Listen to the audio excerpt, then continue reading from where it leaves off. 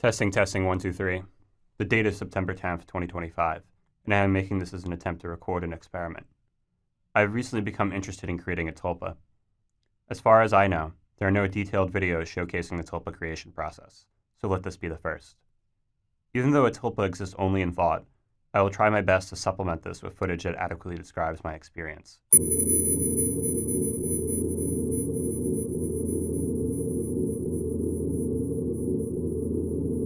I first became interested in tulpas as a child.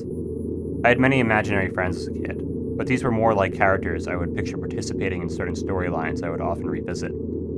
I later learned about tulpamancy from a creepypasta story about a tulpa who takes over someone's entire life, which led me to a forum dedicated to the topic. At age 13, I became interested in making one myself, so I made a second burner account to ask for people's opinions on the matter. I called it a terrible idea and I never considered it again. For my creation process, I'll be using tulpamancy, a guide to the strange and wonderful. I've attempted to talk to my tulpa on one occasion with only brief results. I sat on the floor with my eyes closed. I pictured a ball of light in my mind. I began asking it questions. Who are you? What do you think of me? What do you think about the world? About the school? Do you like to dance? To walk around? What would you say is different about yourself from others? What would you say is different about yourself from me? Every time I would ask a question, a 1-second response would come to me on a whim. It was only on my third run of this that the ball of light spoke back. What do you want to have for dinner? I asked. Mac and cheese, it said back. I instantly took to making it. It tasted bad. At times, I considered dropping the project altogether because I had nothing to talk about and even less to show. At other times, I was embarrassed about the idea. Yet I found as I went through work, I missed my tulpa. How could you miss someone you hadn't met yet? The next day on a whim, I asked my tulpa what they wanted to do. Go outside, said a voice. Outside, I thought back. All we got are streets and strip malls. So they asked me to walk a little bit more. They said they wanted to hear music, so I put on some Sun Ra and went outside.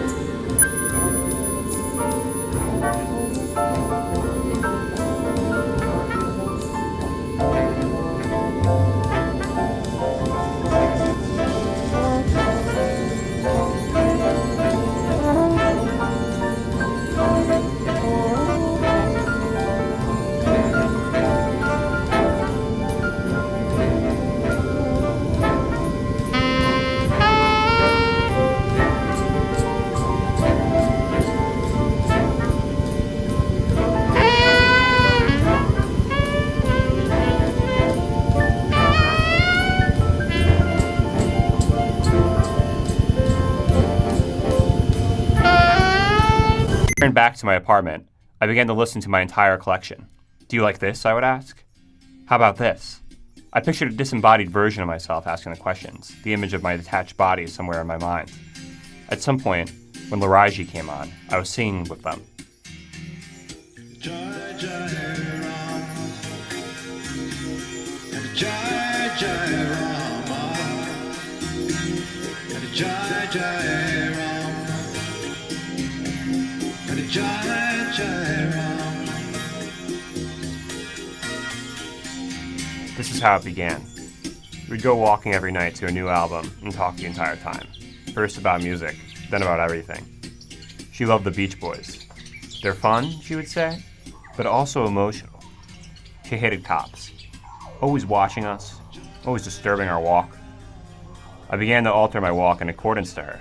She would tell me to try certain paths I had never tried before. She would ask for certain albums. More Beach Boys, she would say. There was one song in particular she liked most by them, Cool, Cool Water. She was obsessed with hearing as much as possible. I want to hear the piano, she would say. I want to hear the guitar. So I'd play them and ask more questions about who she was and what she wanted to be. I would like to be a bird, she told me. So she became a bird. The more I read my guide, the more obsessed I became with trying out all the skills they had spoken about. Imposition was the first, seeing her as a part of the world. Switching was the second, the idea that we could change bodies. She would be the host and I would be the tulpa. At first I thought it was impossible, yet I lied down and imagined her as a wave of emotion filling me from the tips of my toes to strands of my hair. I found myself going someplace that wasn't here, the voice of Amelia filling in my head instead, and suddenly my body was seemingly out of my control. The first thing she did was get on a bus and ride it across town. We just sat there listening to music, seeing how it matched the lights as we watched the cars go by. I asked her if she thought about anything else she wanted to do in this life. She first said experience. She then said she wanted to be a poet. Float in the sun and be free. I am alive and I wing it all in this life. What do you think? I told her it could stand to gain a few lines. Blinking through it all, watching it go, to be here and there, I don't know, I'm just having fun. I felt a little embarrassed again, but she demanded that I write it down. Felt wrong if I didn't. Here's another one, she told me. As long as the seasons change, we'll be together, loving the sound and the sky all the same. Look, she said. Listen. So we listened.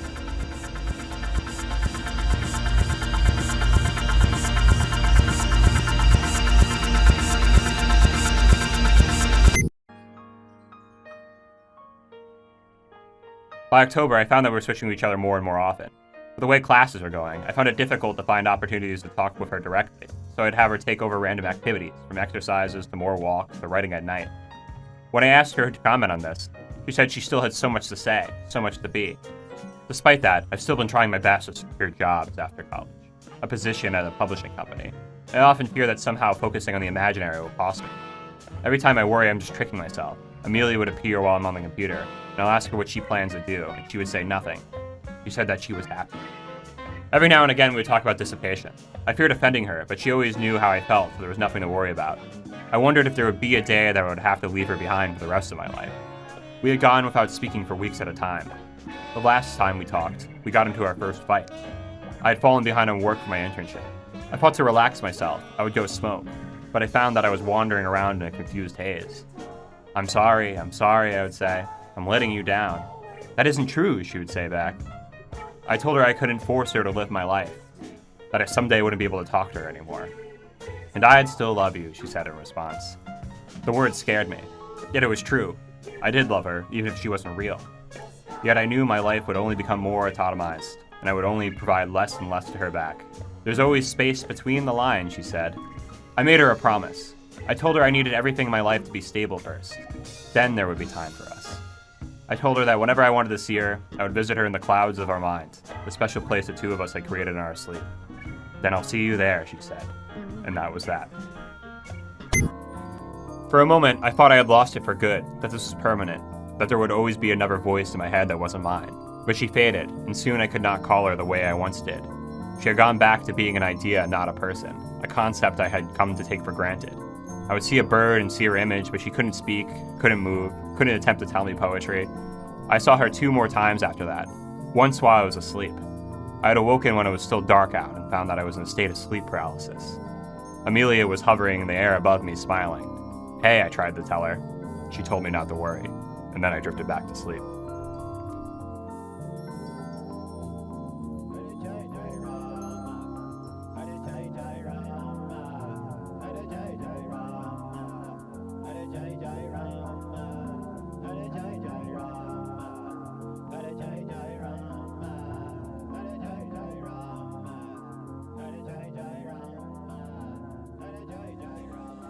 The next time was on New Year's Eve. I was drunk at a party when I found that cool water was stuck in my head. I was humming it to myself, and soon it was almost midnight and everyone was counting down. God, I thought to myself, we have so much to lose. From the side I heard Amelia's voice again.